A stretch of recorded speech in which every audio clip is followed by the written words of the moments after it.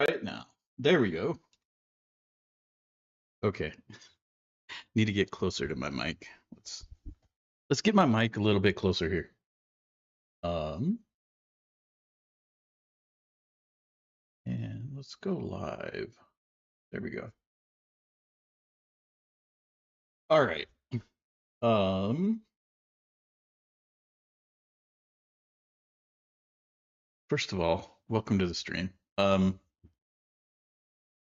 happened Thursday? Thursday. Oh, so Thursday, my youngest was performing at a basketball game. So I wound up going and spending the evening with her, watching her dance, and then we hung out afterwards. Um, Friday I had a bunch of job interview stuff going on, so I wasn't able to stream at all on Friday. So those 2 days just kind of filled up. Um, but I'm happy to be here today, and congratulations. I want to be a developer on your new PC. That PC sounds pretty sweet. I'll be honest. And I'm glad to see that you're part of the Windows developer uh, uh, group. We're a smaller and smaller number, but very cool. Oh, sorry about that. No, sorry, Michael. Yeah, you're not blocked. No, it's a good PC, man. It's a good, solid PC. Um, and that's the thing, right? Like it doesn't have to be the most amazing PC to be able to do dev work. Um, you get the tools that you can afford, and then stay within your budget. Um, don't don't break the bank on your tools. Um, Break the bank on stuff you enjoy doing. So I'm just teasing. Um, but yeah, very very cool. Um, we're just developers when I show them the door. Yeah, interviews are very much it's crazy just the way the job market is right now. Like I'm looking at some of these jobs and they've got like 650 applicants and it's just like what? So it's a little bit crazy right now. Um, so but you do what you do. Um, anyway, um, AMD AM4 is at the end of life and there won't be any upgrades. Yeah, the job market is tough. Windows 11 they use WSL. I I have had good and bad experiences with WSL. I tried to set up WSL on this machine because I wanted to run Warp on this machine. That is like the Warp terminal is probably um, well, it is the one thing that I miss on Windows from Mac. That Warp terminal is really good. Um, Probably the best I've worked with. But eventually, I mean, they built it in Rust, so eventually it'll wind up on Windows. So we'll see how long that takes. I'm on the waiting list. We'll see if I get an invite or anything. Um, yeah. Well, and that's the crazy thing is as an Angular developer, I have people who are like, "Well, will you do React?" Well, yeah, if I have to. Um, but I'm much stronger in Angular. I'll tell you that right off the bat. Um, but you do what you do what you got to do. Sometimes the market's way up, and you should take advantage of when the market's up, and when it's down, you just you do the grind. And the grind sucks, and it will always suck to grind. But that's what's going to keep your skills sharp. That's what's going to keep you employed and stuff like that. So That's what you do. Um, and everybody's out there grinding, right? There's grinds in everything you do. So um, I've been telling people a lot lately that if I loved everything about my job and about programming, then I would be paying to do it, right? So um, there always has to be that part of it that you know there will always be a part of your job that you're just gonna not enjoy. So hey, Ole, 650 at year level, 650 at a senior level. Once I start getting into staff and senior staff levels, those numbers go down dramatically. They get down into like the 30s and the teens. But still, that's quite a lot for positions. Looking at jobs, trying to get back into the .NET world, but finding a lot of jobs require cloud experience and it's weak. Um, a lot of these jobs that say they require cloud experience, really what they expect you to know is CI/CD pipelines. Most CI/CD pipelines are going to do most of your cloud work for you. And then it's just understanding how to navigate like AWS or Azure or whatever your cloud provider is and be able to do like blue-green deployments or things like that. Um, they aren't expecting you to know the ins and outs of like Lambdas on AWS or things like that. And even if they do, Lambdas are just small functions that can be written in certain languages. Um, so as long as you're familiar with the languages and you're familiar with good software hygiene, cloud experience, um, I mean, they put it on there because a lot of these companies are ticking boxes for their shareholders too, right? And so their shareholders are looking at their job postings and they're like, oh, yeah, we're asking for cloud. We do cloud, right? It's just buzzwords. But when it comes down to it, most software is the same, regardless of whether you're writing it on the cloud or whatever. It's just learning the framework, right? Whether it's an Amazon framework or an Azure framework or a Google framework or wherever your cloud is, right? Um, but it is one more thing that you have to know. Um, but yeah, we're still doing tests. Um, and the main reason we're still doing tests is I'm thinking about how I want to break this stuff down um, and turn it into state machines.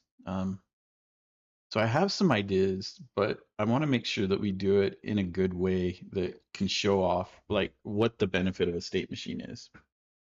So yeah, well, and that's the tough thing, TVD gamer, and that when people talk about, oh, I'm a developer or, a software engineer or whatever you want to call yourself, um, that's like saying, hey, I go to work, right? Like the field is so huge.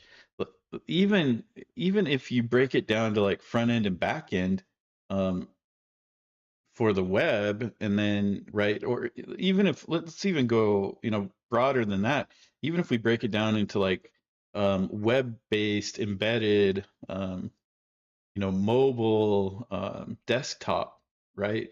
That's five huge areas in and of itself, right? And then if we look at just web, we could break it down into front end and back end, but that's not even right because you've got all the frameworks, you've got cloud, you've got all of this stuff, right? So, oh, Oleg, oh man, that's rough. Um, our industry is in a weird place, um, and there are a lot of reasons for that. Um, I think a lot of people that don't understand AI think AI will be able to do more than it will be able to do in its current state. Um, And there are a lot of people in the AI space that are heavily invested in making people think that, right? Um, And so that's putting a lot of pressure on like the mid senior to junior level, right? There's a lot of pressure there. But then there's a lot of uncertainty with markets and stuff like that. So that's putting a lot of pressure at the upper end. And there's that whole tax mess that basically destroyed startups in the US. I don't know how it is in Europe or like Asia or Africa or South America. Um, but in the US, the tax laws that were passed that basically destroyed all the startups has just dried up the job market. It's just been a mess. Um, Open to learning and trying stuff definitely was an aspect of that. Yeah, I agree with you, Michael, that being open to learning, um, that's always going to help your career. I actually got up early this morning because I did a podcast recording with he was a lot of fun. His name was Amit, and he does the Tech Sharma um, um, podcast. It was a lot of fun. Um, he did his research very well. He knew a lot about my background. He knew, I mean, very well prepared. Very easy to talk to. A lot of fun. And just a very professional experience. I really enjoyed it. But during the podcast, we were, talking about, you know, the industry a bit, and that's the curiosity and the ability to learn will always set you apart from the rest of the pack, right? Um, there there will always be developers that are um, they're more of like your technicians, right? Um, they're there, they want to write the code in the language that they know, they want to write it the way that they write it. Um, and we need a lot of developers like that, right? A lot of engineers like that they just write code, they do it well, they're very solid, very dependable. We need those developers. Um, the problem is that there's a lot of developers like that, and um, those roles are the most susceptible to AI. They're also the most susceptible to churn and being replaced, and they're roles where people jump around a lot too. Um, and we need them. But to your point, Michael, if you want to be um, at a higher level, your curiosity is going to serve you well, right? Your consistency, your ability to learn, your willingness to learn, your willingness to take on the more difficult challenges of programming are always going to set you apart, right? Um, Being able to track down memory leaks, being able to even identify memory leaks, things like that will always set you apart. Um, and um, they'll help you in the long run, right? Like it's not going to be a smooth road all the time. Um, and sometimes, I mean, life is just going to hit you. Um, Things are just going to happen that are out of your control. And that's when persistence pays off. Um, and I want to be a developer. I'm familiar with his background, and um, his persistence has paid off. Um, and so, it just things are going to happen. You know, things are going to change. Your adaptability, your persistence, your curiosity, your creativity will always help you rebound from however our industry changes.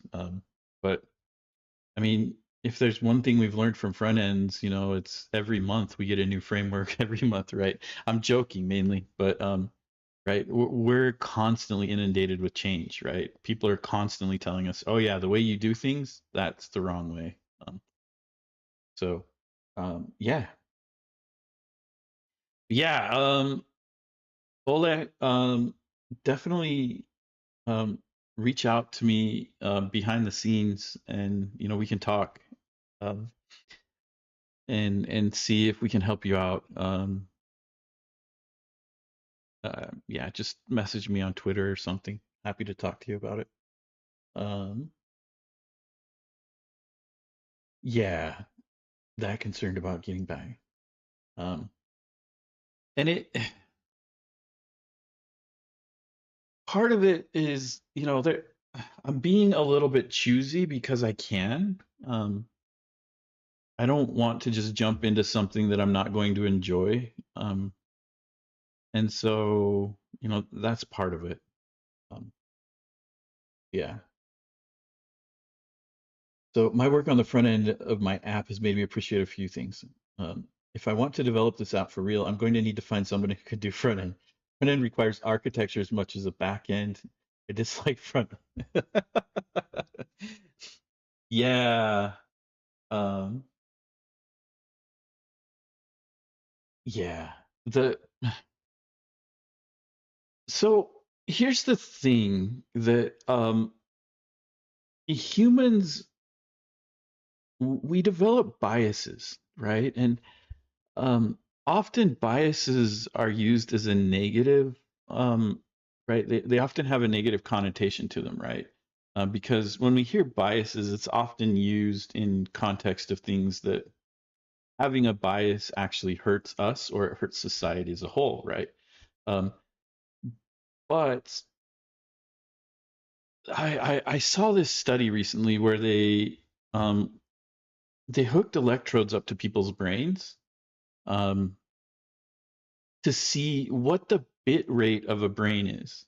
And it was a fascinating paper. And I will admit that I didn't totally understand everything that was in the paper. Um, but the conclusion is that humans process about 8 bits of information per second, um, which completely surprised the researchers, right? It was such a small amount of information per second um, that it explains a lot of the tricks and shortcuts that our brain takes, right? And biases are part of that. And I talk about this because as front end developers, we're like, oh, the front end is so difficult. The back end developers don't understand the issues of the front end, right? And back end developers are like, oh, front end developers, all they do is they make things look pretty. They don't even know about architecture. They don't, right? It's not true. Software is software, and there's a lot of things that are universally the same across front end and back end. And um, I enjoy front end more, so I'm better at front end, right? I can do back end, but to your point, TBD gamer, my back end skills are nowhere near as good as my front end skills, right? My back end architecture is solid, but it's not as good as my front end architecture. Um, and I recognize that, right? And you're recognizing the same. And those biases, right? That oh, my job is hard, and as I look around, everybody seems to be doing a good job, so theirs can't be as difficult as mine is. Um, that those are little biases, little tricks that our brain uses um, to help us get past certain situations because we process so little new information that our brain needs to really limit the amount of new information that it tries to process. It's pretty impressive the way it works, but those biases they sneak in, right? And the interesting thing is it's difficult for us to recognize our biases when we're in the middle of them. Um, you know, other people can recognize our biases quite quickly, but we don't recognize them because, our brain is taking shortcuts so we can make decisions. But yeah, um, I'm not really sure what to do. I was unemployed for a year, got a new front end job recently, 4 year experience front end React mostly. Trying to branch into backend and full stack with Laravel, Vue, React. I wonder what would be the problems with this approach. Also, I found out that I have issues. One of those issues is that I cannot stop working even when I'm at a PC. It's like I'm going to sleep. I'm in the bed and I'm thinking about how to fix stuff and how would I code stuff. Um, Laravel will pay your bills. I'll tell you that. Um, you love the challenge. Yeah. I have the same problem you have. I want to be a developer. My brain doesn't want to shut off. Um, and it always wants to be attacking a problem. And I've had this problem for a long time. And there are a couple of things that you can do to help encourage your brain to shut off. And I've been bad at those lately. And the way it shows up in my life when I'm bad at those is like I start getting like 3 and 4 hours of sleep at night. Um, because I just let my brain just work and work and work on a loop. Um, there there are some things that you can do, and I've gone to a couple of sleep therapists and things like that to help with sleep. Sleep is very important. Um, so one thing to do is to recognize, and this is going to sound hilarious, but recognize a sleep animal that you and your body identifies with. Um, because there are various kinds of what they call sleep animals, and they call them sleep animals because your sleep patterns may match the way certain animals commonly sleep, right? Um, and quite often, the sleep animals that I most align with are either the giraffe, which gets very little sleep but takes sleep in short breaks, so napping throughout the day and stuff like that, or the wolf, which is basically the night animal. And that's one of the big struggles I have is during the day, quite often my energy is not as high. Like typically once the sun goes down, about an hour or two after the sun is down, my body's like, yeah, let's go, let's go, let's go, right? I don't want to sleep. Um, and that's okay. You just need to recognize it and understand that you're never going to be a morning person with like the way I sleep and the way my brain works and stuff. I'm never going to be a morning person. Um, and that's fine. I get my productivity in at night, right? Don't fall into the productivity trap. Don't fall into the grind trap. What you need to do to improve your sleep is get a habit that allows your brain to shut down. Um, and there are a couple of tricks that you can do to do this. One of the ones that works for me really well is if I can't put something down, um, I journal it, right? And it doesn't mean that I'm writing like, dear diary, whatever. What it means is, oh, I've got this list of things in my brain. My brain can't put it down. Okay. Well, write down, I need to solve problem X. I need to solve problem Y. These are my ideas, right? And write that stuff down. And that allows your brain to be like, okay, we're done. And for me, it calms my brain. You may have to find other tricks to do this. But if you can find a trick that allows your brain to be like, okay, that's done, we can move on, that's going to help you at night. The other things like find ways that help you wind down, right? So for me, like before I go to bed, I usually play maybe a game of Balatro or like Brotato or something just completely, not going to say mindless, but it doesn't require a lot of engagement on my part, like mentally, but it requires enough that it disengages my brain from everything else. It's kind of, we could even kind of call it like a palate cleanser for my brain, right? Like it's strong enough that it clears out everything else that's in there, but it's not so strong that my brain's going to get hooked on it. And so, I'll do like a Brotato run or play a quick game of Balatro or something. Who knows, right? Um, and that's kind of a signal for my brain. Okay, put everything down, stop worrying. It's time to wind down.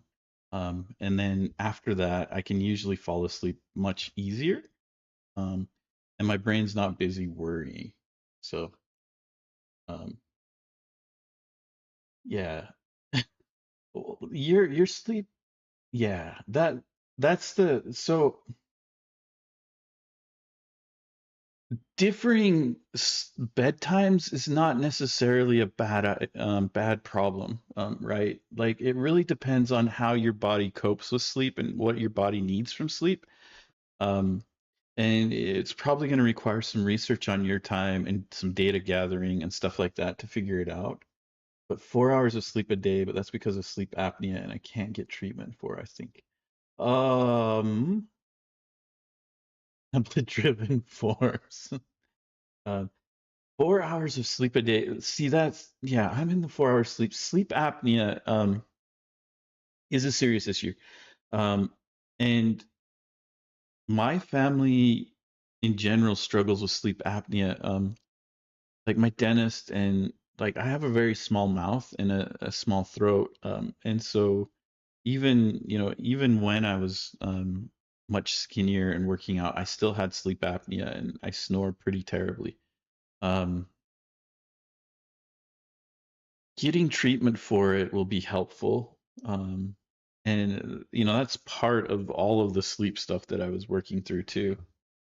Because yeah, I would go to bed and wake up not feeling rested. And that's probably worse, right? Because then you feel like you've wasted time. Um, if you can get into a sleep study and figure out um,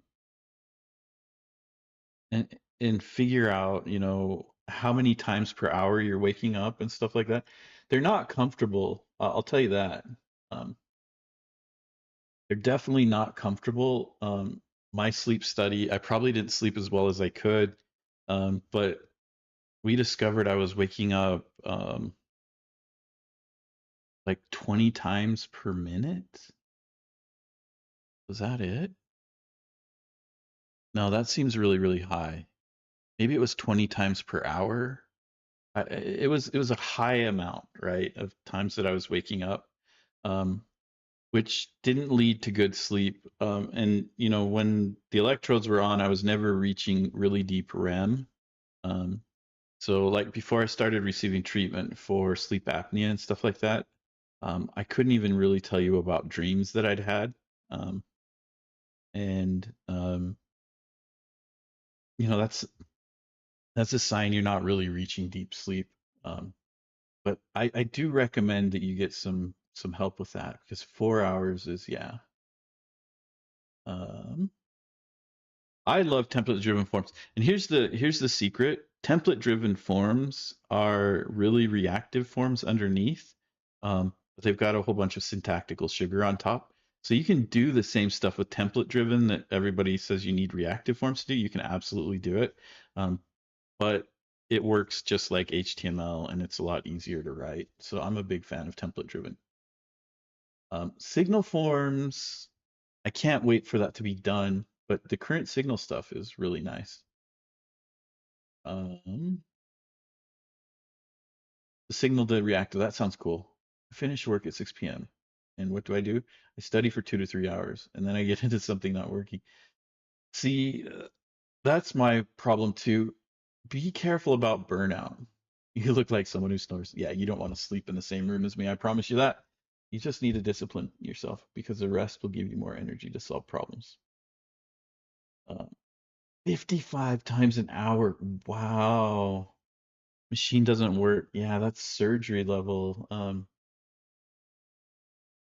Give me something new to look for. I only just got used to reactive forms.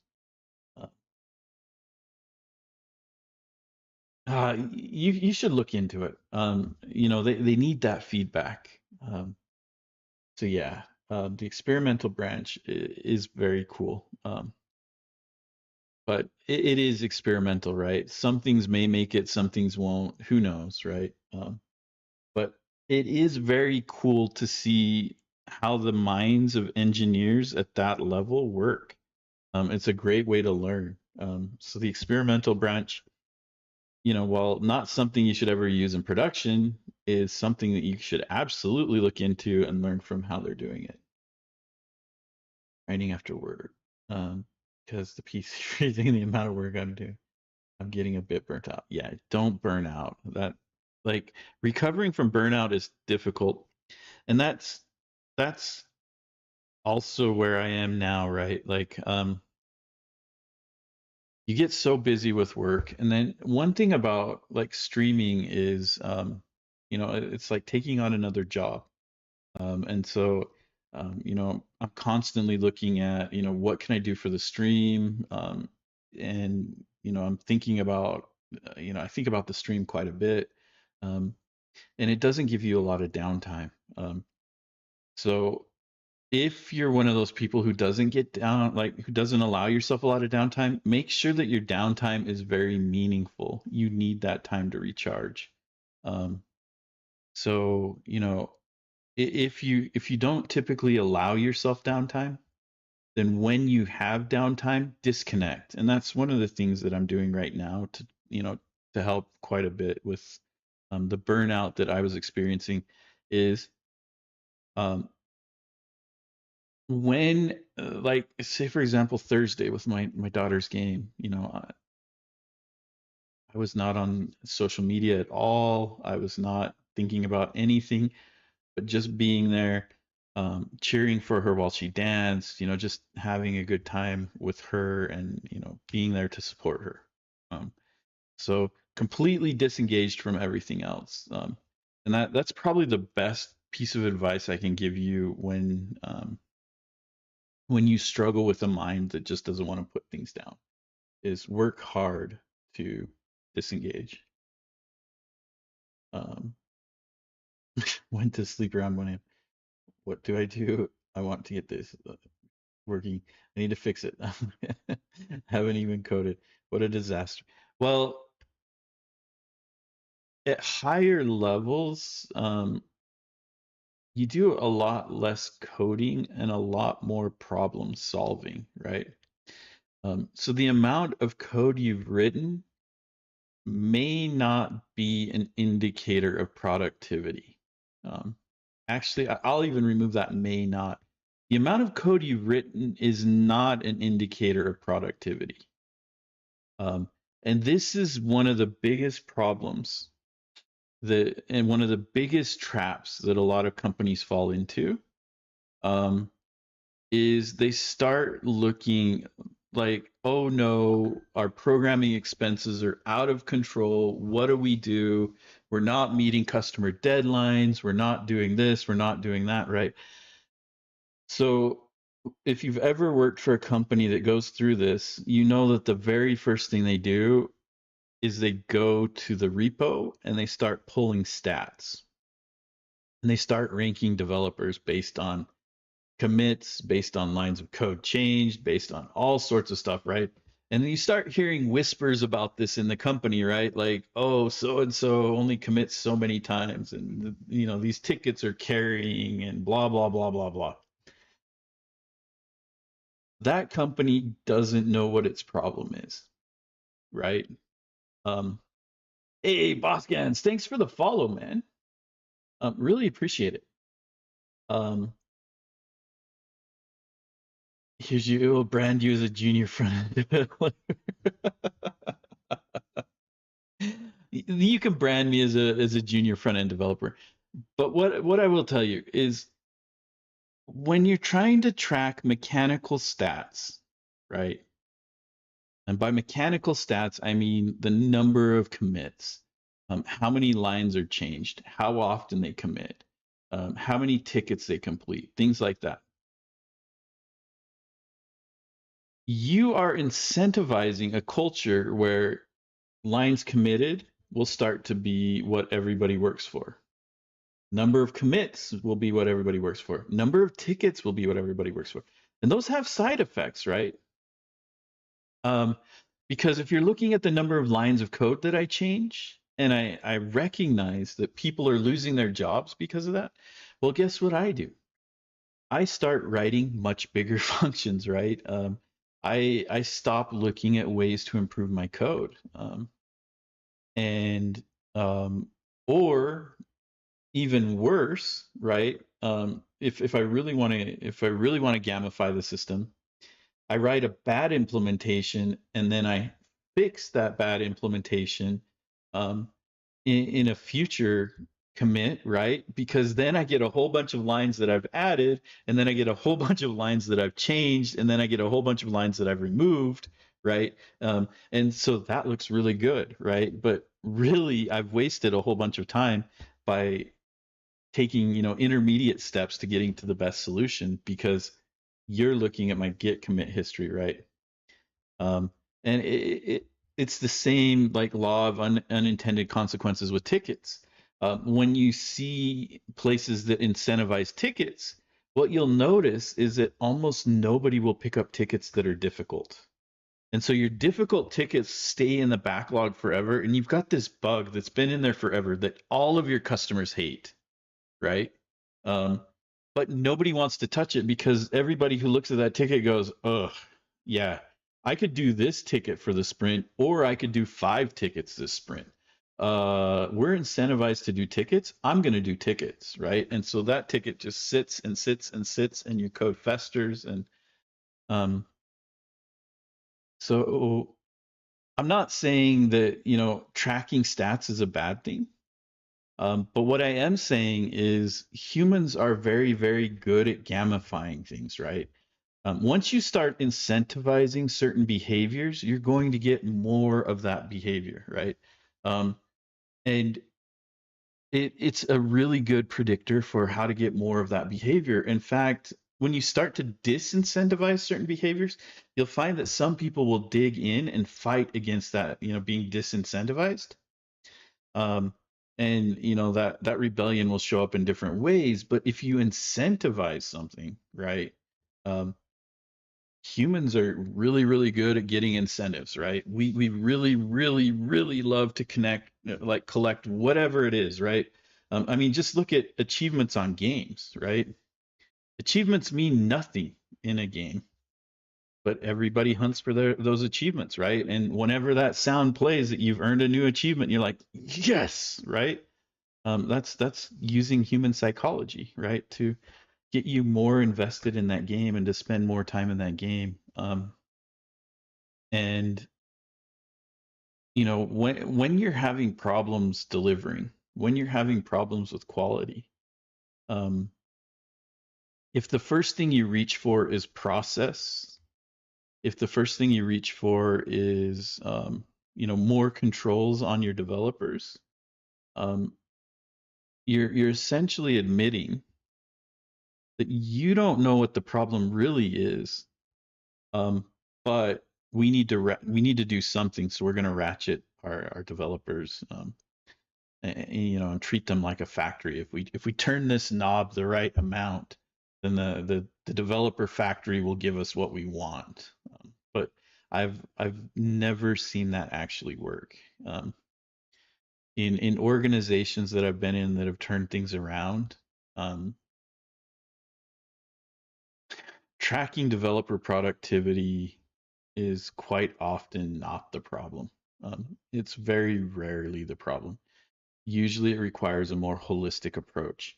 Um, Quite often, um, when you need to turn an organization around, um, it speaks to an immaturity in the organization, and I don't mean that in a negative way. It just means that or even a naivety, and I don't mean that negatively. It means that your organization hasn't encountered the issues that you're up against,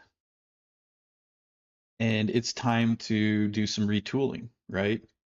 Maybe you need to provide more training for your developers so that they can solve the problems that you're up against. Maybe you need to bring in some outside help. Maybe your managers aren't up to the task. Maybe there might be a whole, and it may not be a silver bullet. It might be a combination of a whole bunch of different things, right? Maybe your developers aren't producing, right? But that's not the whole thing. Maybe you need to train your managers to help your developers produce more. Maybe you also need to look at your abstraction. Maybe your code sucks and you need to invest more there, right? There's so many things It's almost never that your developers are lazy.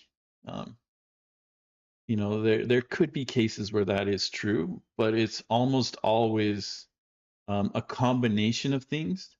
And your organization needs to mature a bit, right? They need to learn more. They need to grow some more. Um, and those are difficult things to admit, right? Because to the outside world, you want to project this, we're the best, right? Um, but the reality is that can often be very detrimental and lead to suboptimal fixes. So, that's me on my soapbox. Um, yeah. Um, I will be honest. I did a PR lately with around 80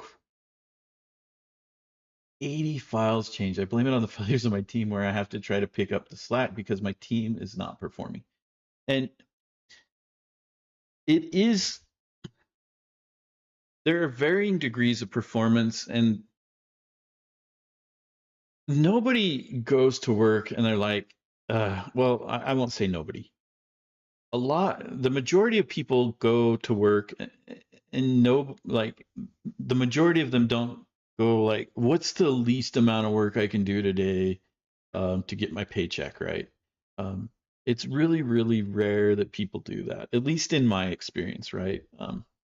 Most people are trying the best to do the best that they can um, with what they know and what they're given.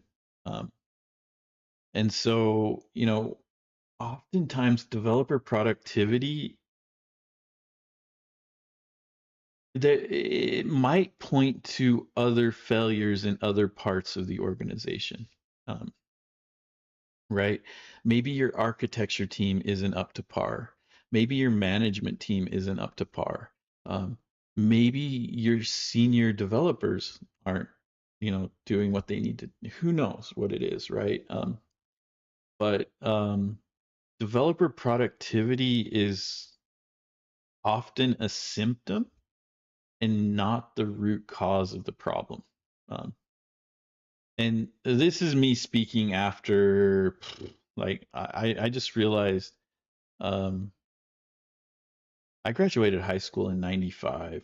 Um, so this year will be my 30-year reunion of high school, which is crazy to think of. Um, so I've been developing professionally for over 20 years. I've seen a lot of dysfunctional companies. For whatever reason, I've worked in a lot of toxic and dysfunctional companies. And I've seen those companies turn around, but I've also seen them double down and become more toxic. Um, and so I know, some of the cues to look for. So I will tell you, developer productivity is almost always a symptom of a problem and very, very rarely the root of your problems. One of the guys at work was fired. He was friendly, and I asked him to make me a simple component a couple of weeks ago, but he now refuses to do it because he was fired. Yeah, he shouldn't do it. He was fired. He shouldn't be doing anything for the company. Um, so he refused to do it after he was fired, or he was fired someplace else and he's refusing to. I'll need some more context there, but yeah, Michael, I'm working on it. The experimental branch looks really nice. I hope the deep signal aspect stays like an Alex pull. Yeah, yeah. The deep signal looks really, really cool. Okay. Okay. Yeah, in that case, um, very interesting. Oh, firing must work differently in Italy than in the US. In the US, when you're fired, um, termination is immediate. Um, So it sounds like being fired in Italy works a little bit like he quit. where he's got, yeah, 2 weeks notice. Yeah. Okay, that makes more sense, right? So a little bit of a cultural difference there.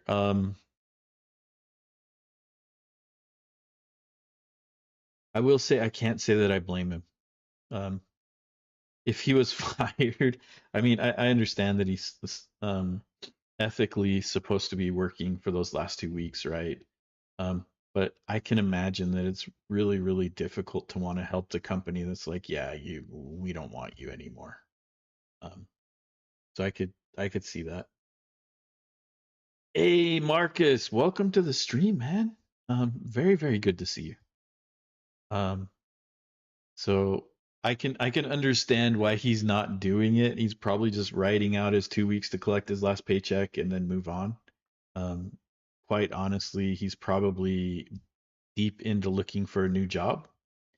Um, and it would be weird to have somebody who was terminated still on my team and expecting them to be productive.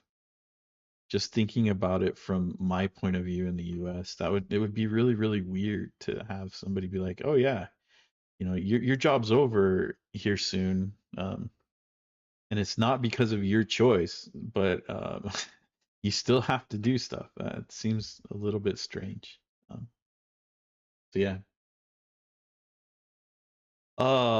Man, we have been very philosophical today. We're almost an hour in and haven't even written any code. I am procrastinating a bit because this undo and redo stuff, I'm in the back of my mind kicking around how I want to do it. Let's just dive in and see what we do, right? Um, so let's go ahead and create a new test file. Um, so this is going to be our grid dot undo dash redo dot feature dot spec dot ts. There we go. And I'm going to steal the top of the grid store. Um, so we're going to do this create service here. Um, no, that's not the one we want. That is not the one we want. We want the computed. Yes, this is the one we want. Um, so we're going to describe our grid with, is it called grid undo redo? No, it's just with undo redo. So with undo redo um, feature. Feature. Oh, man, my fingers are all over the place this morning. And we need our describe. There we go. Inside of here, we're going to set up our test store. Um, Cyberpunk 2077 or just 77? Um,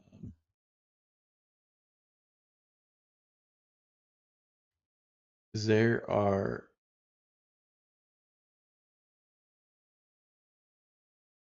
um,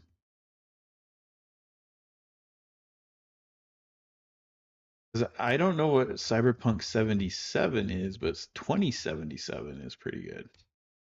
Um, I actually just finished Cyberpunk 2077. And it's probably one of the best stories I've played through. I'll tell you that. Um, why does oh so yeah, the famous one. Very, very good. Um, uh, very good. Witcher 3. Man. So, oh, you're sniping me here, but we'll talk about CD Projekt Red for a bit, right? One of my favorite studios. Oh, it's a tough call. Witcher 3 has like one of the best quests in a game I've ever played. And the Bloody Baron quest line, which winds up being way more in depth than I ever thought it would be, is like one of the best ways to weave what seems like a story quest into the main quest. Um, yeah, The Witcher 3 is such a good game. And one of the things that, when I'm in a high stress situation, I like to play games because games pull me out of, the situation and allow me to be, they allow me to be in a world where I'm not in that high stress, right? Um, I have been debating installing The Witcher 3 again and playing it. Cyberpunk 2077, the story is very good.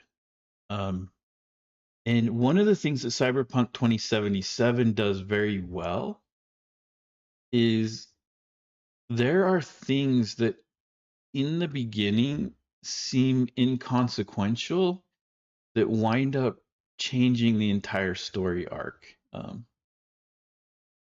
And I don't want to spoil the game for you. Um,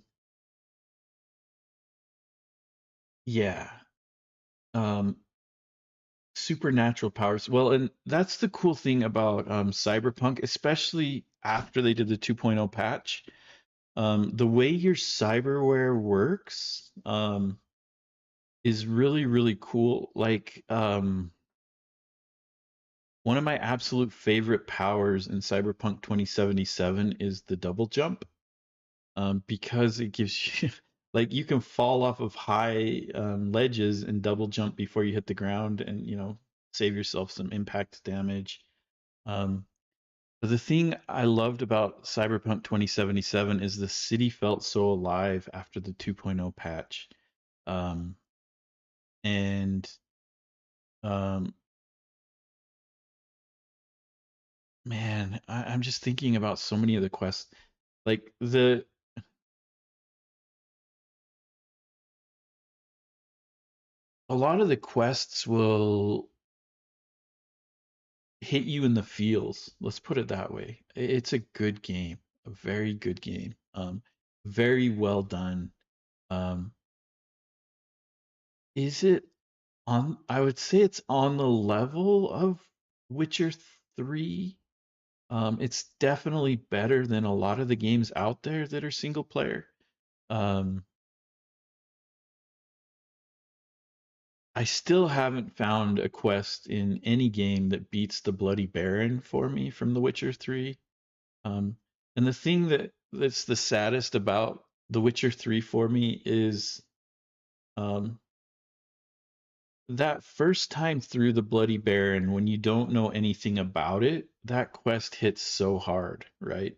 And then there are echoes of it through the entire storyline.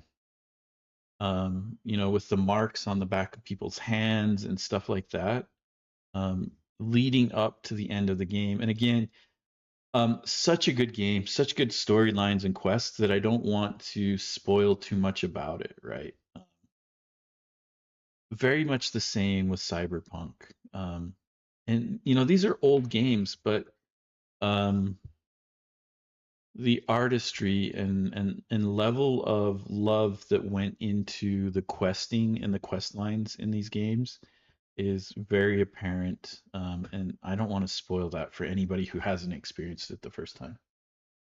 I'll play Cyberpunk. Yeah, it's a good game. I'm actually with my new laptop, I've got a 4080 in it, and I want to see playing it on. Um, so my old laptop had a 2080 in it. Um, two steps up in graphics cards, and with the ray tracing and stuff in it, it should be very, very impressive. One thing, if you're gonna play it and you've got a PC to play it on, I would go to Nexus Mods and grab the driving mod. Um, Driving in Cyberpunk 2077 is incredibly frustrating if you don't pick up that mod. Um, there aren't a lot of other mods that I would say are necessary. You guys may have heard I love to play with mods in my games. Um, I just like all the little tweaks and stuff that they add. But there's very rarely a mod that I would say is necessary. Cyberpunk 2077, you need to fix the driving. The driving is very, very twitchy and very, very frustrating. And so it's worth it to pick up the driving mod. Um, yeah, again, distracted, right? Um, anyway, can I play Stealth Archer in Cyberpunk like I could in Skyrim? Yes, yes, you can. Um, oh, what's the stealth tree called? Um, is the stealth tree cool? Uh, whatever tree it is in Cyberpunk that allows you to go down pistols. You can add silencers to your pistols. And the stealth is done very, very well. Especially if you work hacking into it.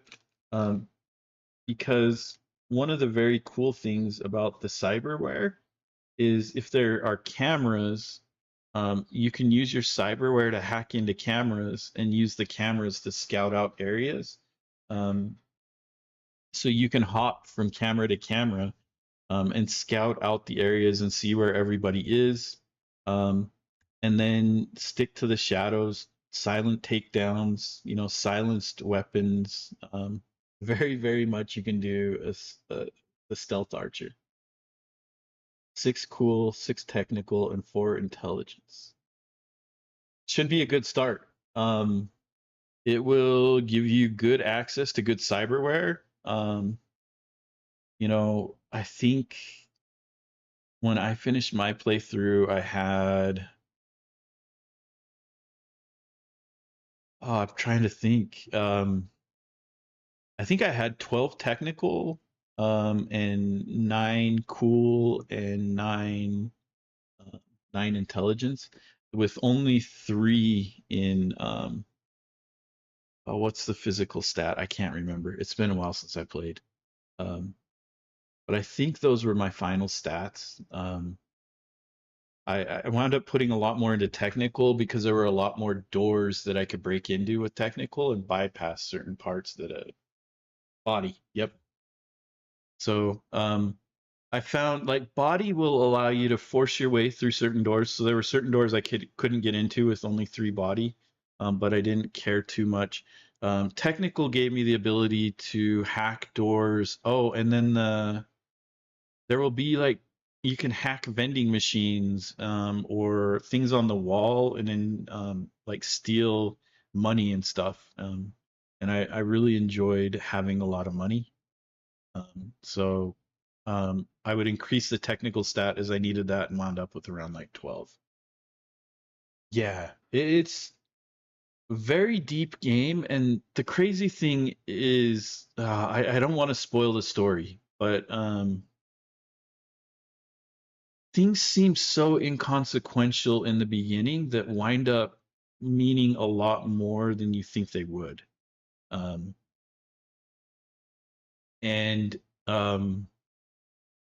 after the big part in the story where the really big part is revealed, um,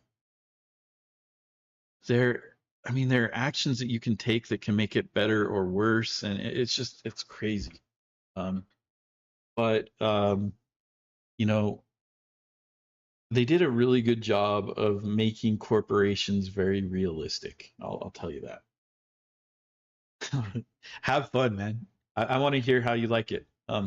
I enjoyed it quite a bit. Very, very good game. The other game that kind of scratches that questing story itch for me is Baldur's Gate 3. Um, and I still need to finish that game. The game that is always installed, always, always, always installed on my PC, is XCOM, XCOM 2 in particular, with the War of the Chosen expansion and a bunch of mods. Um, and the reason that that one is installed is for whatever reason, I really enjoy games that really embrace randomness and force me to react to randomness. Um, Darkest Dungeon and Darkest Dungeon 2 do a very good job of that, but for whatever reason, the gameplay in those games raises my stress level. So I can't play them as much as I can. Like XCOM 2, um, missing like yesterday I played a couple of maps on XCOM 2, and I have this character that I'm sidelining right now because in two missions in a row, they had 90+% hit chances on every shot they took. They missed every single shot. And right, like it's dice rolls. It's not that person's fault, but I'm so frustrated with that character that they're just sidelined until I can. I'm just frustrated. So, oh, I don't care. You came in on Twitch, so let's fix that. Um,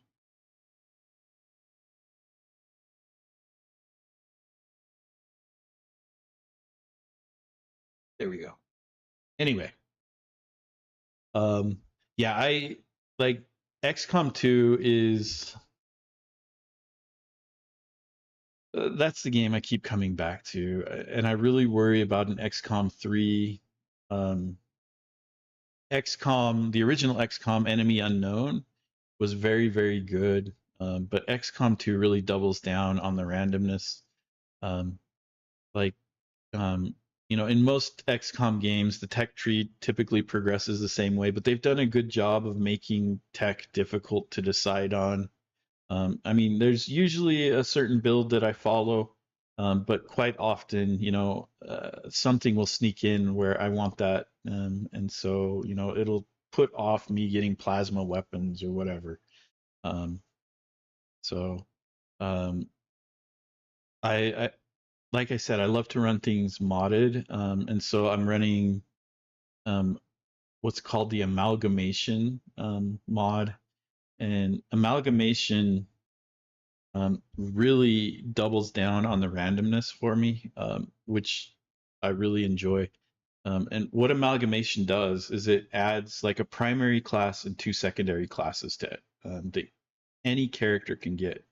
Um, and so instead of having like your ranger, your your hacker type, who's usually your medical person, and your hacker, right?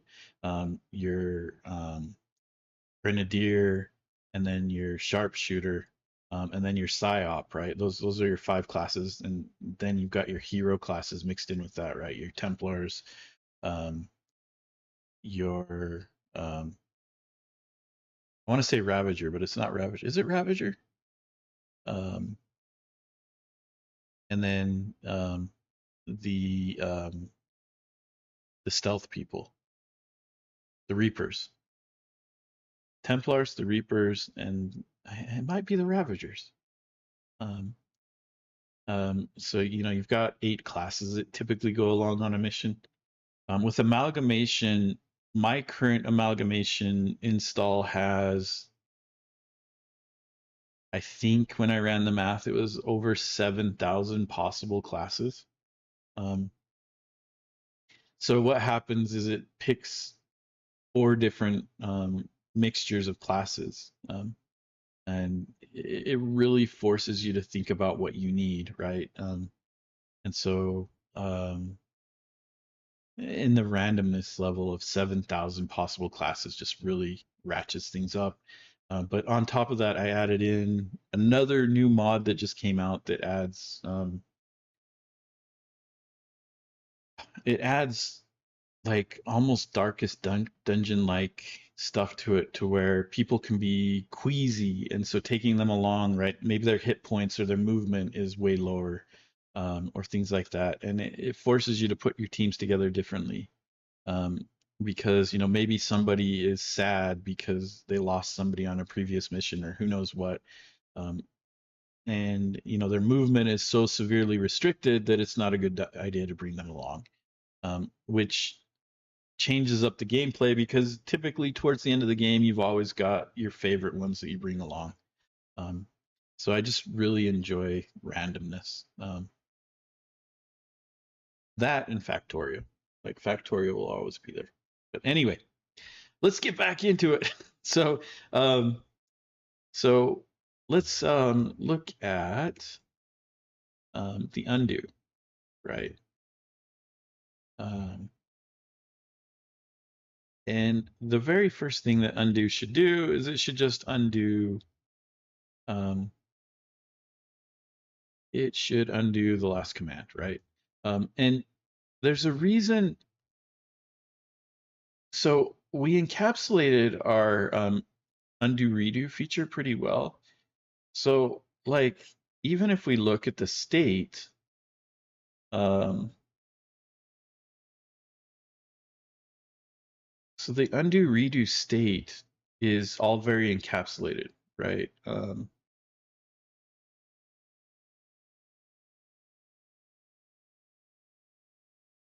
The initial command stack is also very, so if we look, this underscore tells us that, hey, these are private to the store, so I can't access these, right? Um, so we can't really do much to check the command stack. So instead, we have to treat it like a black box, and we have to look at what happens. So what we can do is we can create our service. Um, and we don't call update cell value, we call set cell value. Um,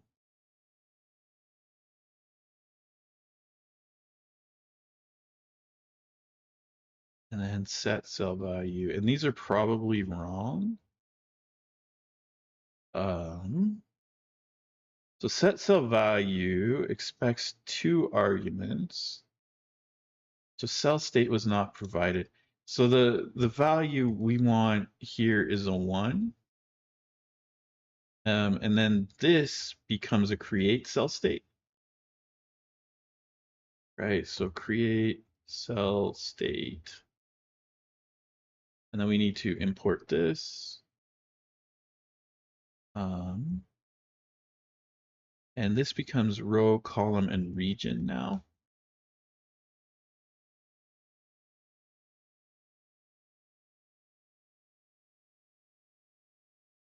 And then these don't make a lot of sense. So we're going to just say, hey, that we expect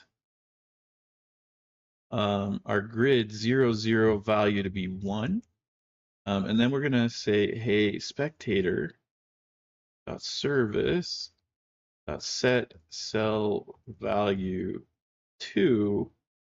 And so then we're going to expect this to be a 2.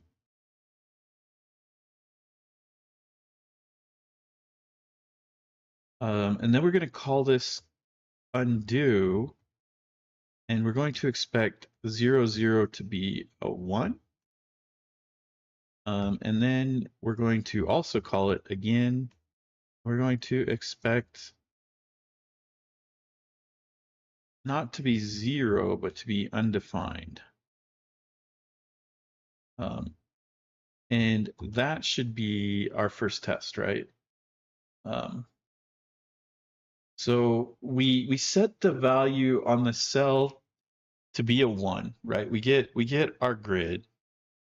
We set the value to be a 1, and then we check that it's a 1, right? Then we set it to be a 2. We check it's a 2. We call undo. We check it's a 1. We call undo, and we check that it's undefined.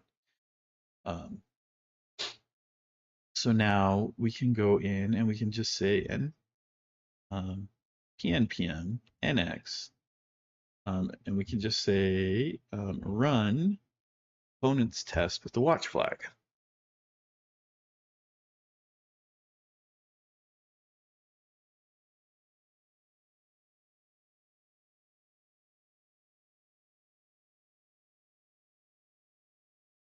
And this test should pass,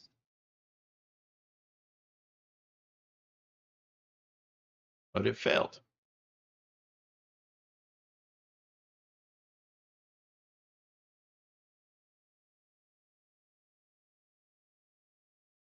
Because wrong column. These all need to be 0, 0, 0. One thing I can do to guarantee that I'm changing the same thing is I can just say const cell state equals that. And here we can just say this is our cell state. And you know what? Let's even go better than this. And instead of cell state, let's just call this cell state to change. To change. And here again, our cell state to change. So there we go. And so now our undo and redo are the way we expect them to be.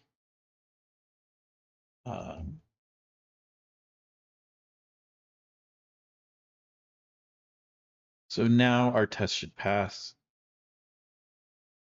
and it passes. So we were able to show that we could change the value of a cell and then walk backwards through it. So now our undo,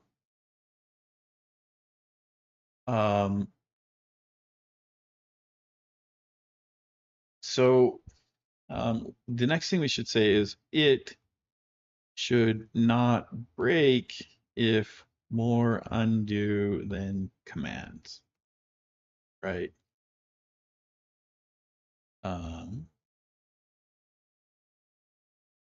So here we want to create the service, and let's just grab this stuff again. So we'll change this to be 1, and then we're just gonna run this a few times. So we undo more than we change, and that should not throw an error. If it throws an error, then we're broken. And so that one works also. So now we need to do our redo. So let's describe our redo.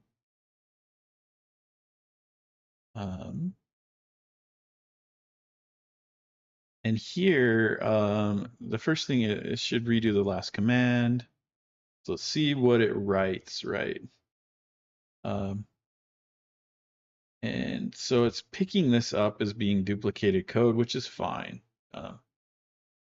So we're changing that first cell again. We set the cell value to 1, we set the cell value to 2, we call undo. So we expect it to be 1. We call redo. We expect it to be 2. We don't need the second redo. And actually, let's go here and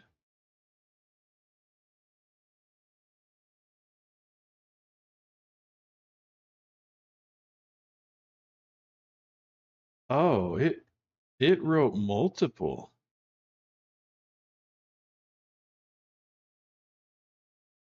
Interesting. So it thought ahead. 1, 2, undo 1, redo 2. Yep. So that is the test we want, and it's testing that redo, does more than 1. Um, there we go. Those are our tests. And this is a big feature, like this is a big reason why I like Copilot or any other AI tool.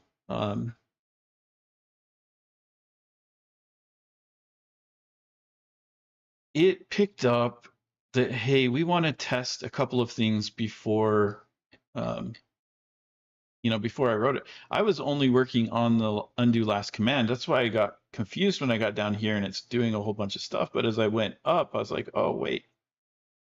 It picked it up and it knows what's going on. So there we go. Thank you, Copilot. You saved me a bunch of code. As I'm looking through this is, this is the same code as what's up here. We can tell what's going on, right? It sets up the service. It picks, the cell to change. It changes the cell to a 1. Then it changes the cell to a 2. It calls undo, checks that, hey, we're a 1. Then it calls redo and says, hey, we should be a 2. Then it calls redo again and says, hey, we should be a 2. I can follow this test. I can also see how the test should work, right? And we're in a good place. And the only thing we can test, if we look at our undo redo feature, this current command is private. This current command stack length is private. Our set command stack is private. Clear old commands is private, right? So we're in a good place. Oh, we do need one more test. It should change, or it should clear the command stack if user changes values after undo. Perfect, right? So what we want to do is, let's see what it writes. Very, very curious. So it creates the service. It sets the cell to change to 1, calls undo, expects it to be undefined. Set the cell value to 2. Close. Let's move this code down here. So we expect this to be 1, right? And then here, let's do another undo command. And let's expect it to be undefined. Right. And then here, if we call redo at this point, it should be, it would give us a 1. We don't want that. So here, what we want to do is we just want to say spectator service set cell value to 3. Right. And so now we'll expect a redo to be 3. And then we want to undo it. And we expect it to be undefined. And then we want to redo it again. And we expect it to be 3. So we're running a couple of different tests here, right? So we're making sure, that our undos are working the way we expect. Um, but here we set the cell value to 3 and we call redo. At this point, if the command stack wasn't changed, we would expect a 2. Um, then we undo, we expect it to be a undefined, and then we redo it and we expect it to be a 3. Um, and there we go. So that one works also. Um, so it worked out pretty well. Um, very good. Let's get that committed.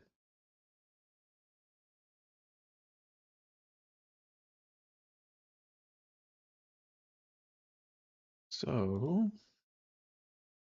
added tests for with undo redo feature. So there we go. And I forgot to um, merge this branch in after stream on the 29th. And so we're still on the 29th branch, but that's okay. All right, so the undo redo feature is done and tested. So let's take a look next, right? So the undo redo feature, the errors feature is the next one.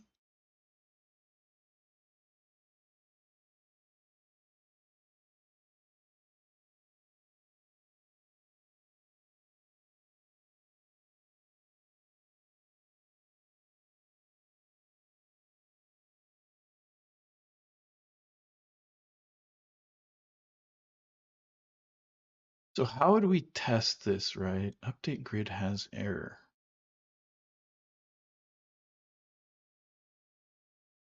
So we would set the error state.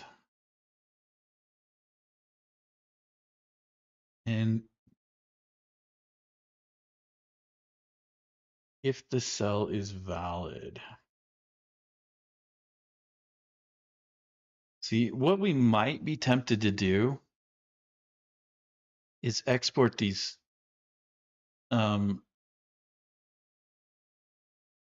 and that would be the wrong call. What does this think that we're...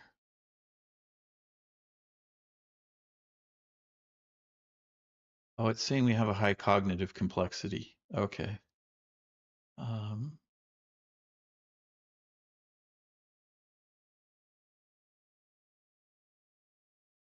you know what? I might turn this off.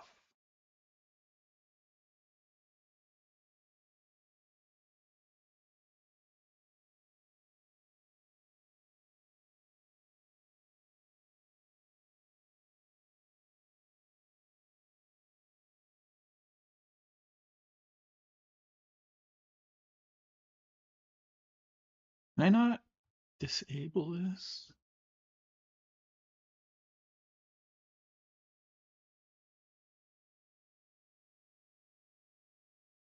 Oh, I'm hitting ones, that's why. Yeah, that's what I want to do. I want to set this.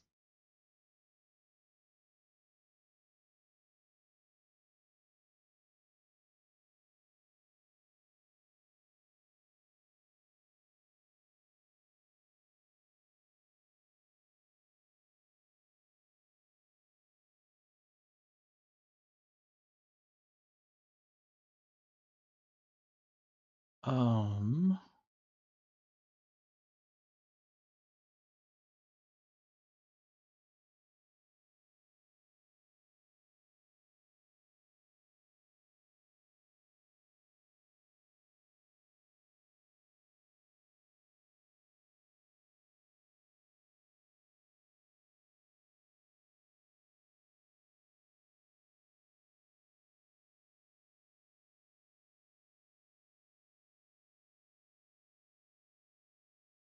there we go.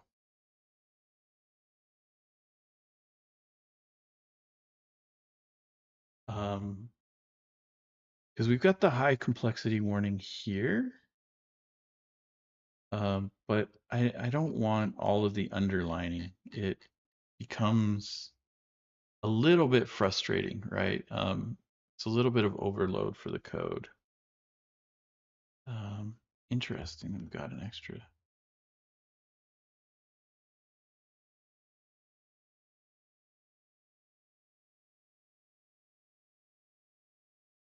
Okay. So with grid errors, we require the grid state again.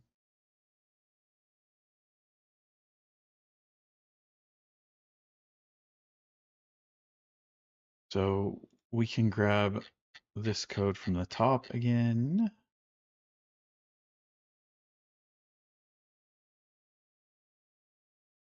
Um,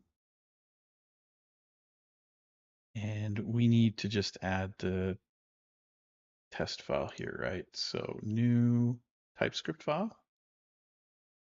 Um, and grid-errors.feature.spec.ts.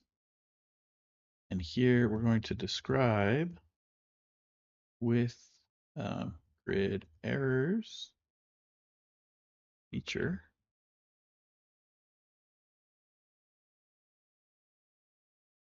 And we want these two things in here, right? The signal store and the service. And there we go. So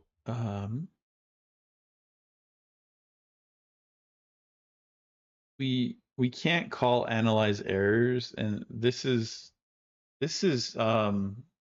Copilot misunderstanding what it can do. Instead,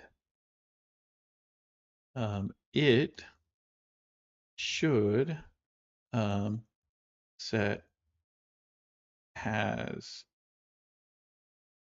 error to true when a cell is invalid, right?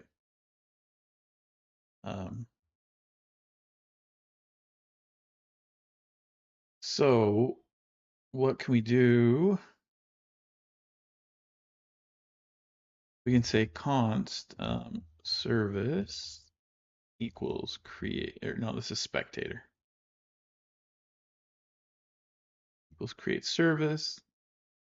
And now we can say spectator dot service dot set cell value. Set cell value. And the value we want is we'll set a 1 in create cell state. 111, that's fine.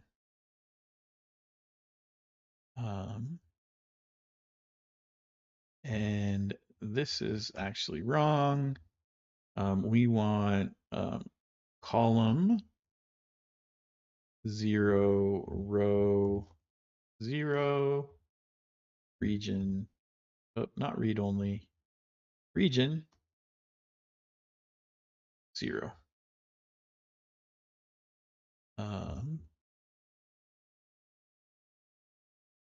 So we've set a value there, and if we set, yeah, we set another 1 in the same column, then we expect that the grid will have an error, right? So now we can say expect spectator service grid has error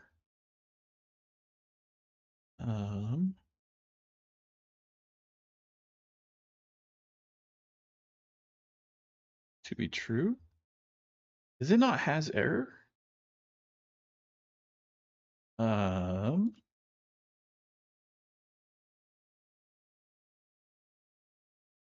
Update grid has error.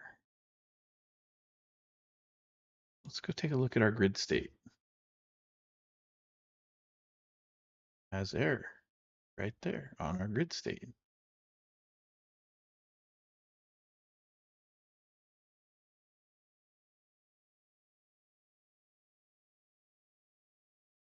Oh, duh. It's on the service, has error. There we go. And that's cheese error, right? Little cute little kitten with big eyes. So, um, oh, we failed. Why did we fail? Received false. Expected to be true. Oh, you know why? We didn't add in the error. We're using undo redo because with grid errors. There we go. Now we won't fail. Oh, did we fail? We did fail. Why did we fail?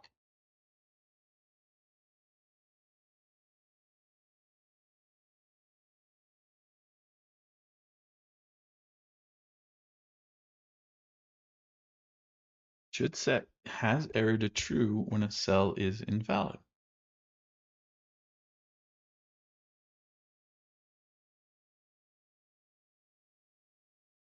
So we set this one to 1 and we set this one to 1.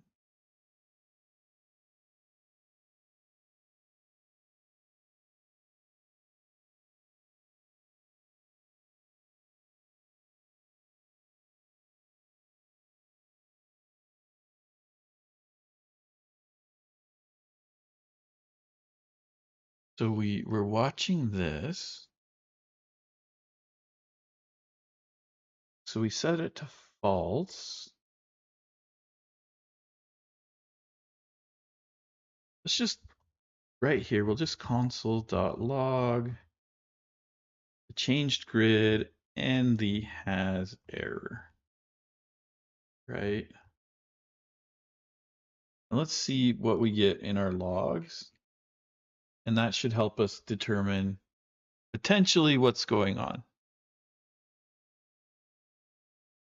So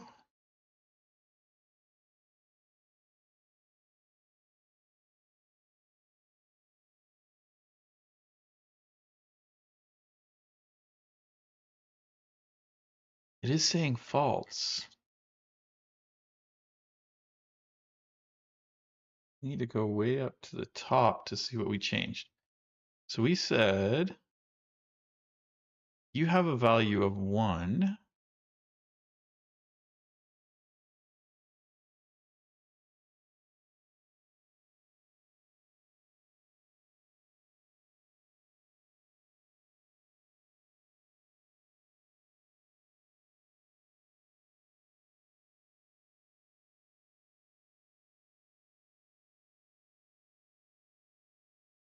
Column 0, row 1.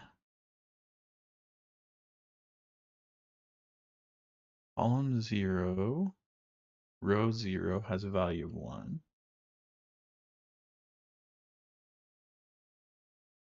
We need to find row 0, row 1, column 0 has a value of undefined. Why does that have column 0, row 0, region 0? Column 0, row 1, region 0.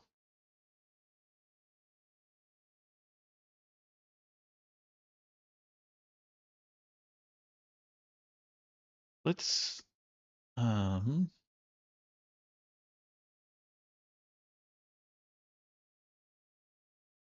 change grid.map. And here we'll just do cell and cell dot value, right? Does that not work? Change grid. That's an array of cell states.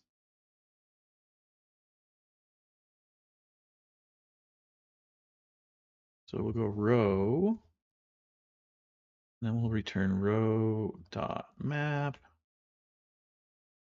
cell, and we'll return cell dot value, right? And that should give us an array showing us what's in the in the grid.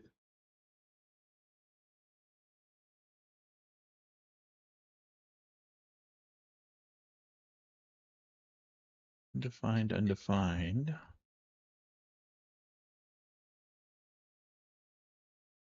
So 1 and 1 in the same area. We're still getting a false here.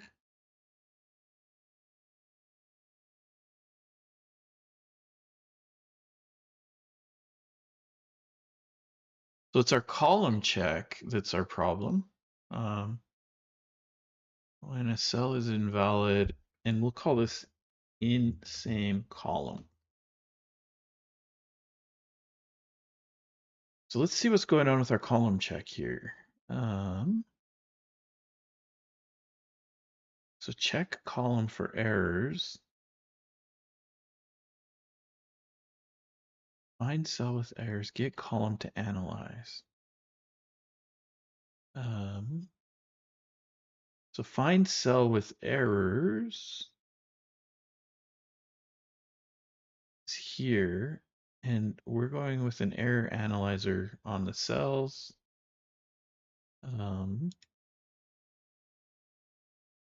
Let's just console.log our new cell state.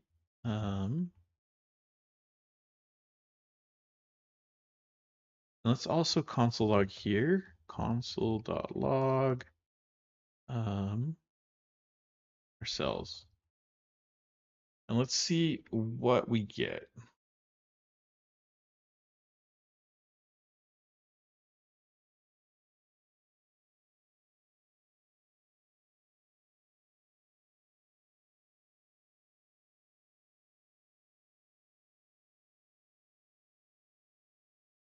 So here we're doing the same column, column 6, and then row 6, column 7,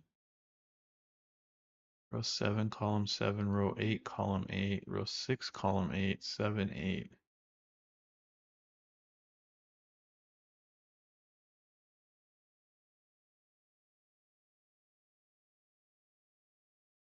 These are regions.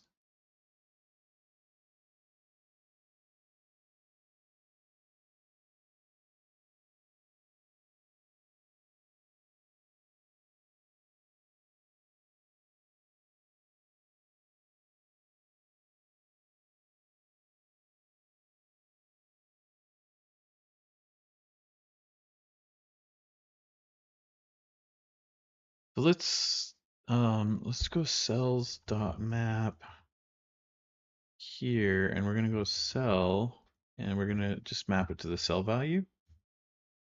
Because this will allow us to quickly see any of them that might have duplicates in them.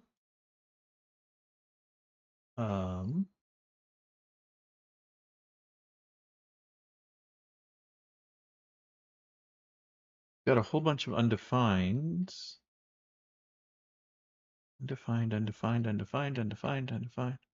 So 1.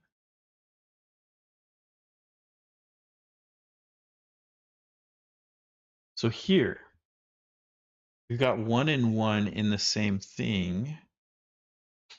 And so here we're setting row 0, column 0, region 0, value 1. So this should be a valid of false, and row 1. So it did find the right ones that have issues.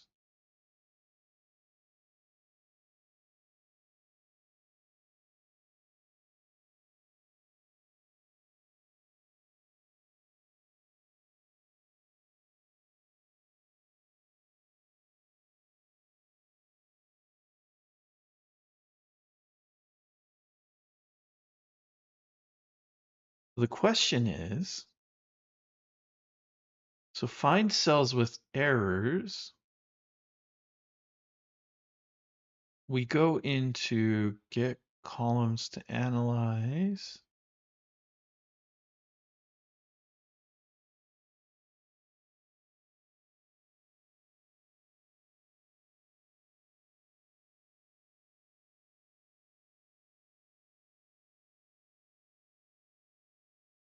but has error.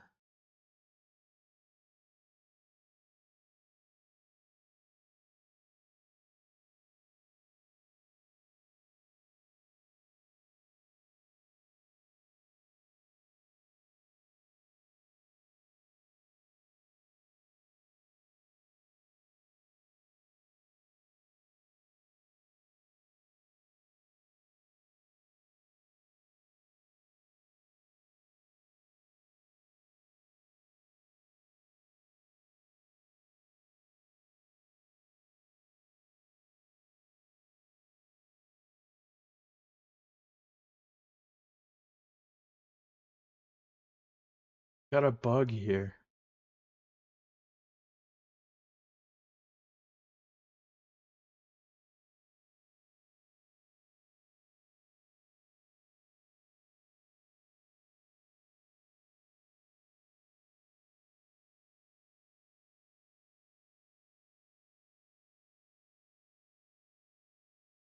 This is wrong. This is really wrong. Very, very, very wrong.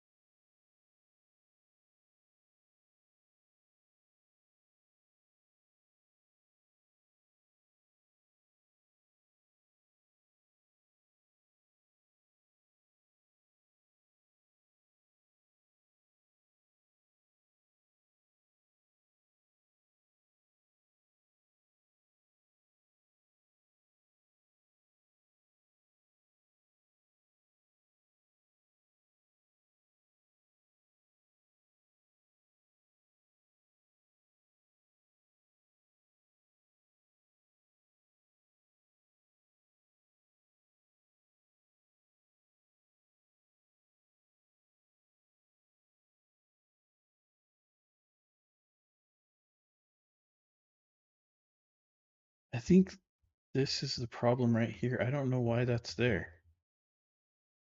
Because basically this is going to set has error to false every time, but this line will never hit.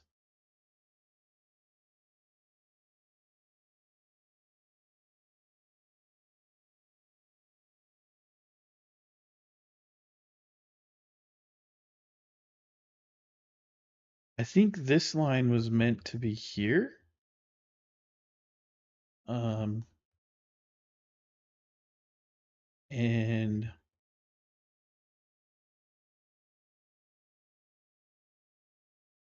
there we go. That should fix it, I believe.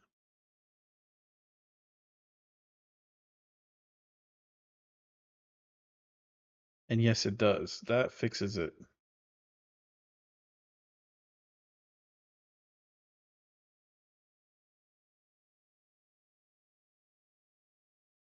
I That was an interesting bug. I don't know how that bug got there. Um, we can take out a lot of these console logs now.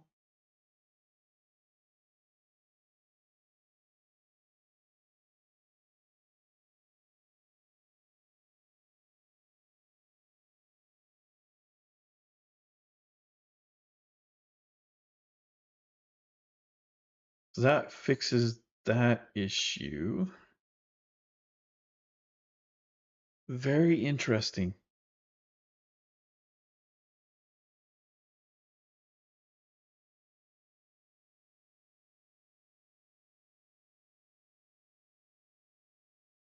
We're passing. So now we should be able to write a test for the row. Um, so it should in the same row. Yep.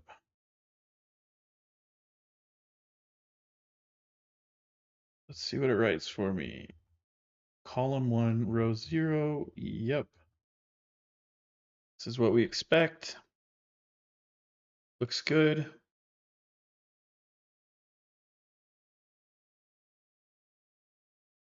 So there we go. 3 test tweets passed and 10 tests passed. Um,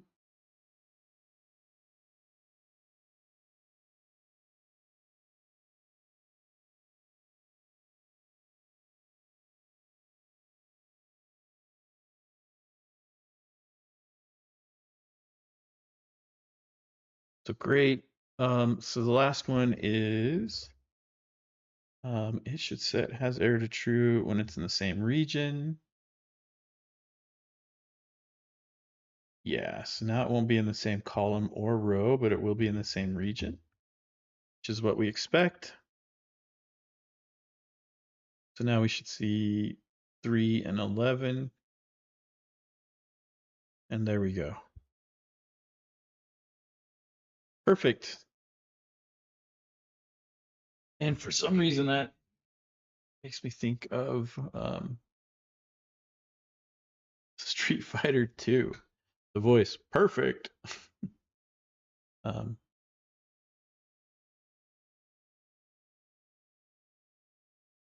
that's interesting, the structure stuff. Okay. So we're good here. Let's go ahead and commit this. And a lot of these tests are going to be fairly simple. But again, writing tests showed that we needed to fix a bug. Our has error wasn't working. Fixed a bug when setting the error state of grid.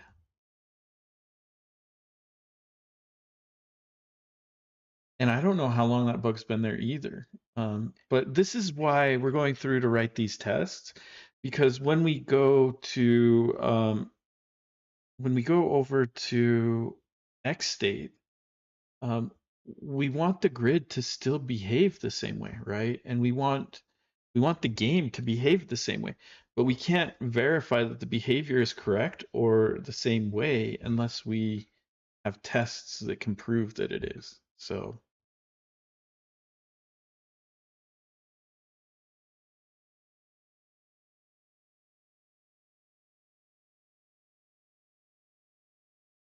there we go. Push that up. And take a look at, I'm watching time because I've got,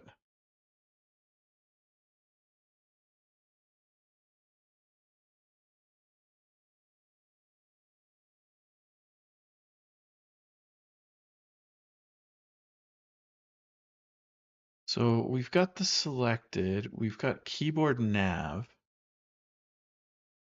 and we've got pencil marks that we've tested. One of the first things that we tested was the pencil marks because we had some issues with them.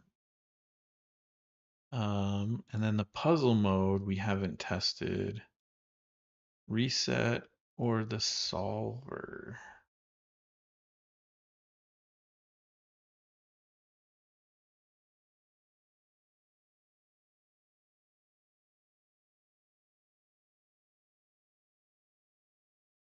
I'm just looking at, so we update selected and reset selected. I think we'll write tests for the manage selected feature. And then we're gonna call it for today. I've got some family stuff that I need to take care of. And I want to make sure I'm on time for that. Actually, at 10 minutes.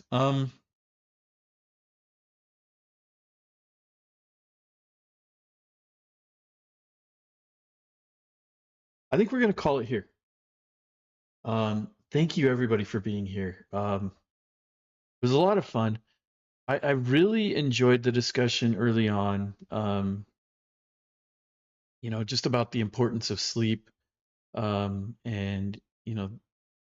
um, kind of what we can do um, in the current job market to help us, right? If you guys missed the beginning of the stream, I will be putting this up on YouTube right away.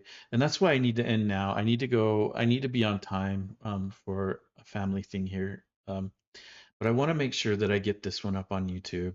Um, the last stream I don't have up on YouTube yet. I need to do some editing to it before I get it up. I'll have it up here soon. But the stream today, I think it's worth, if you missed the beginning, go take a look at it. Very good discussion from the chat and everything else. Um, Ola, thank you for being here. It's always a good time. I will be back. Let me look at tomorrow. I need to look at tomorrow's calendar before I say anything. I think I am pretty busy tomorrow. But I want to make sure. Let me take a look at the calendar for tomorrow. Oh, no. Um, yeah, I should be good. Um, there will be a random stream tomorrow, sometime, in the middle of the day. I do have some things I need to get done in the morning, so it might be closer to my afternoon time. Um, but yeah, there will be a random stream tomorrow. I want to get all these tests done. Um, so thank you again for being here. I need to get going. Um, but we'll see you tomorrow. Have a good